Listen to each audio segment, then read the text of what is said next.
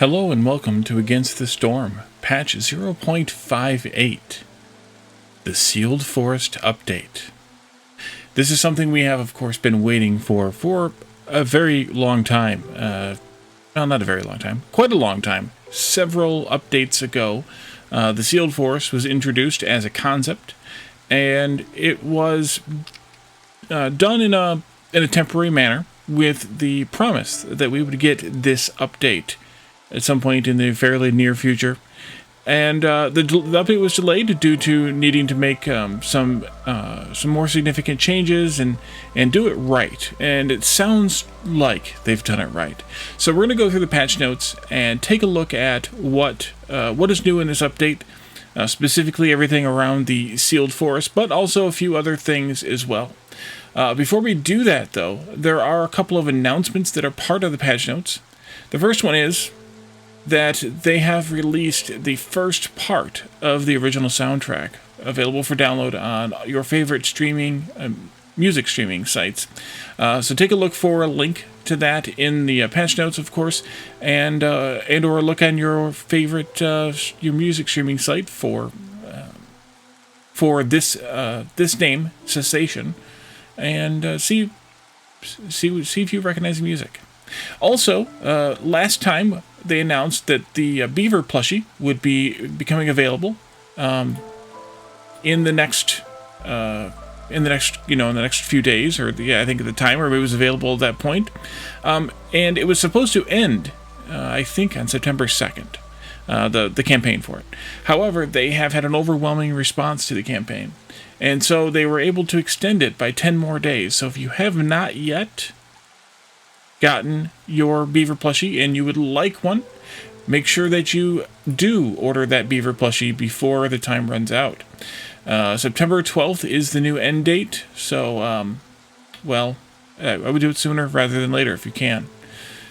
Beyond that, the developers talk about that these patch notes are a little bit different. The way that they normally do the patch notes is they give kind of a summary, more prosaic rendition of the many, whatever the new features are in the update.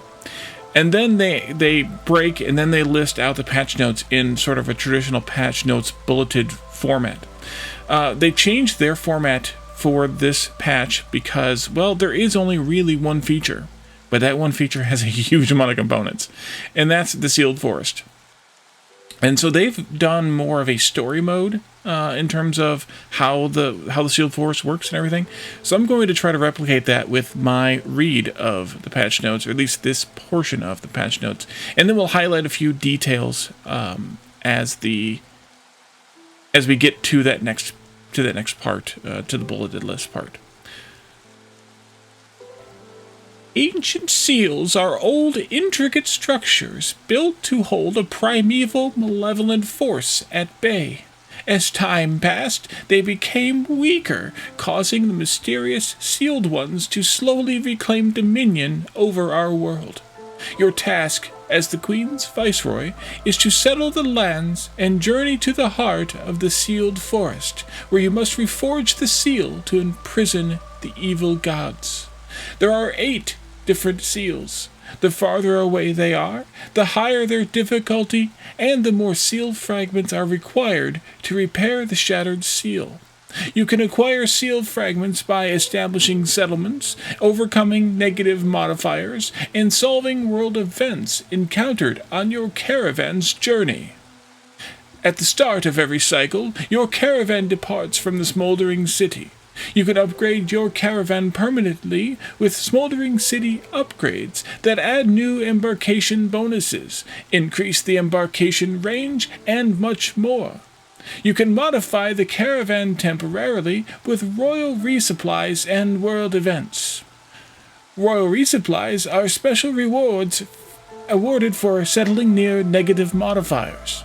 You can choose from 3 different one-time bonuses: increased vision and embarkation range, reserve embarkation points, or additional seal fragments. Reserve embarkation points are a separate pool of non-rechargeable embarkation points that can only be used during a single cycle. You may want to save them for the most challenging endeavors.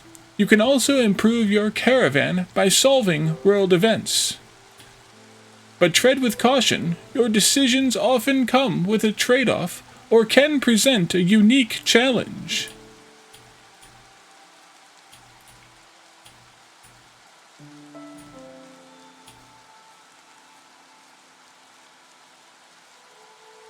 Once you gather enough seal fragments, you can travel to the sealed forest, a grim, uninhabitable biome where the ancient seals lie and where your governing skills will be put to the test. A game in the sealed biome can only be attempted once per cycle.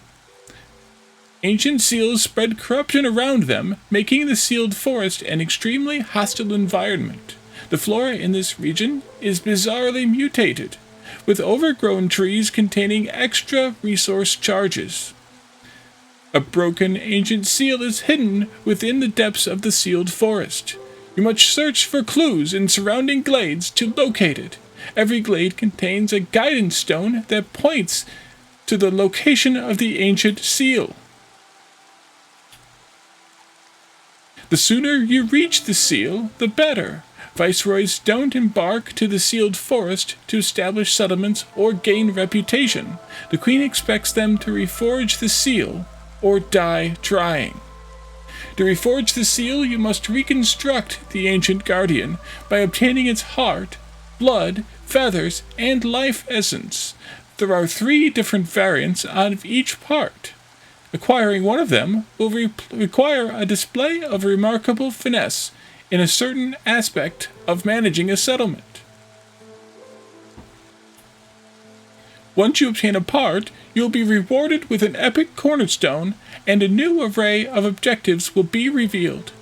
After assembling all 4 parts, the Scorched Queen will breathe life into the Ancient Guardian, the only entity capable of closing the seal.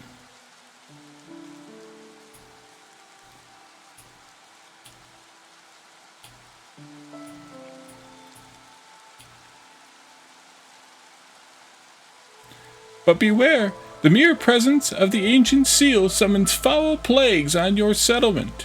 Every storm, a new plague will be unleashed, hindering your efforts to resurrect the guardian. To oppose the tormenting force of the plagues, you can construct a beacon tower, an ancient structure that allows you to summon aid directly from the smoldering city and choose from 9 temporary abilities, with a limited number of charges. Reforging each seal will not only grant you the Queen's appreciation and extra resources, it will also push back the Blightstorm and prolong the cycle permanently.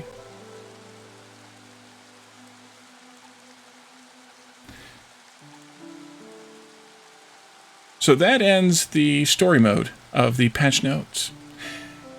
In the future, they plan to add one more major update. This was the only one we knew about, but as of the last roadmap release. But they plan to add one more major thing that they have not announced yet. So it'll be interesting to see what that is, what it looks like, what it does, and that could be interesting because we've had some pretty major changes to this game over the course of the early access period. We're coming up on a 2-year mark within the next month or two. And it's been a really good game, and I'm really interested to see what the last major change is, but we also know about a few other minor things. The first one is, of course, they're going to work on Steam Deck validation. They also have tutorial improvements that they have planned to work on in the roadmap.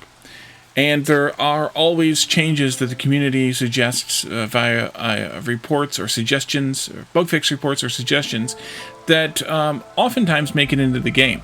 They have a really good feedback system in terms of the loop between players and the developers. And given that they're a small studio and they're a very tight-knit group themselves, they react very quickly and very well to suggestions and changes that make a lot of sense as far as the way their game is done. My experience with them has been probably the most positive that I've seen of any developer. Not that I have a lot, but it still is enough, and they are up there with some of the very very best developers that I've interacted with, at least. And I think I would suspect that many other content creators would agree with me on that. So a few other items from the changelog, besides the very detailed components that make up the sealed forest, they were all in that story somewhere, is that hostility from woodcutters does not exist in the sealed forest. Instead, you get hostility, 2 points specifically, for every tree you chop down. Now, I don't know if that's 2 points modified by your difficulty. I suspect it is, because, well, you get the multiplier anyway, so never mind. You get 2 points of hostility for every tree you chop down, multiplied by your multiplier, based on your difficulty. So that means that Viceroy, it's 6 points, I think, which is the way that we've been playing. We've been playing a Viceroy basically this whole cycle.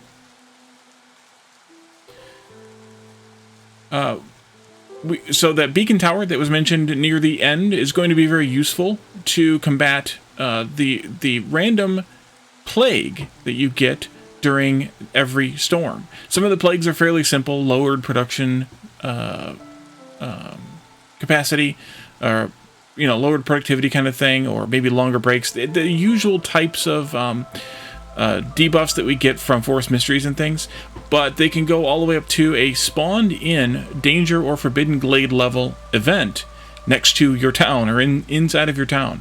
So you have to be ready to deal with that event basically right away when it spawns in at the beginning of the storm. I'm presuming that you still have the same kind of wiggle room window of the major effect won't take place for another 10 minutes or so. So you can really get out of the storm at that level, I suppose, and then do it. But you got to be ready to build things up. The beacon's support abilities are only active for 1 season, and they have a limited number of uses, which means charges per category. So be careful with those, as always. There are 2 different types of trees in the sealed forest, small ones and big ones. Small ones only have 2 resource charges, which is the standard amount for a tree and against the storm. But big ones have 20 charges. So they're a little more like a resource node in a glade rather than actually a tree. Trees in the sealed forest give wood, of course, as well as meat, sea marrow, and leather. Wood is guaranteed, and the others have a 10% chance of dropping. So it's a little bit of a combination between some of the trees in the coral forest, as well as the trees in the marshlands, which I think is good, given the fact that the resources on the ground are going to be berries, mushrooms, roots, meat, insects, reeds, clay, sea marrow, and copper ore. So that's everything but vegetables, stone, coal, eggs. Wow, look at me pulling this up out of my nose here. And plant fiber. And maybe one more thing that I'm missing right now. But it's a pretty good spread of resources. So I think that's good. I'll be interested to see how that plays out, but we're going to see, because the next town we do, starting tomorrow as this releases, or possibly today as you see it, is going to be a sealed forest. So that is that was good timing on that part. The sealed forest has a different wind condition than all other biomes. The wind condition is reforging the seal, not collecting reputation points. However, you can still gain reputation points, as usual, and they're used to unlock blueprints and counter impatience. What I don't know is if there's a number of reputation points, like bars that are there, and once you get the bar filled up, what happens? And does additional reputation earned continue to lower impatience, or once you get through the, say, 12 bars of reputation, does it no longer affect your impatience? That'll be something that we can learn as we play through that town.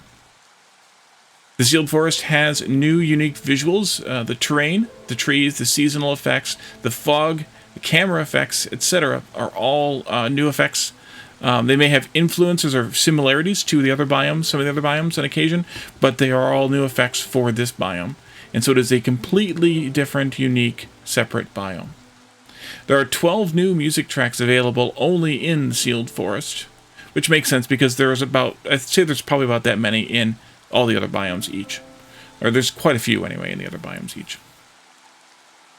The seal is tended by a seal keeper, Rahatiel, who guides viceroys through the process of reforging it. And we saw him them in one of the images, and I noticed that my images somehow got out of order, and I don't know how that happened. That really bothered me because I don't know how it happened. But we saw Rahatiel in one of these images here, right here, is a walrus, and so they're going to help us with the with the process of working through the seal, fixing the seal, repairing the seal.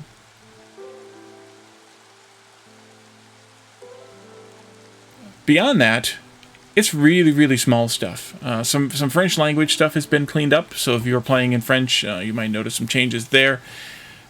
The objective of one of the timed orders has been changed. It's the one where you had to have one level 3 and one level 2 hearth. Now it's just 2 level 2 hearths. And a whole host of bug fixes where you're very, very specific as usual, and so we don't really... I don't know that I've ever really even seen any of these as I went through them and kind of compared them to my memory, but you all know how my memory works, so I might have seen some of these, and they've been fixed. There's a whole list of them, but as always, check out the patch notes yourself for that.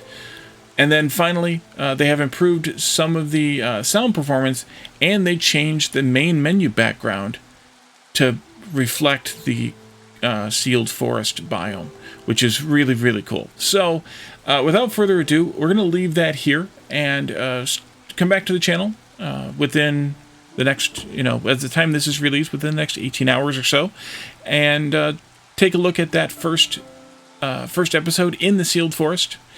And join us for the premiere if you can. It is at 12 noon Eastern Daylight Time, which is GMT -4.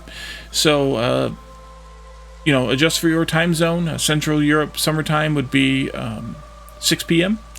For example, I know a lot of folks are in Central Europe summertime, so I'm listing that one specifically. But stop by for that premiere and chat with us. Tell us what you think about the game and what you think about the new biome. Thank you all for joining me, and I will see you in game. Bye for now.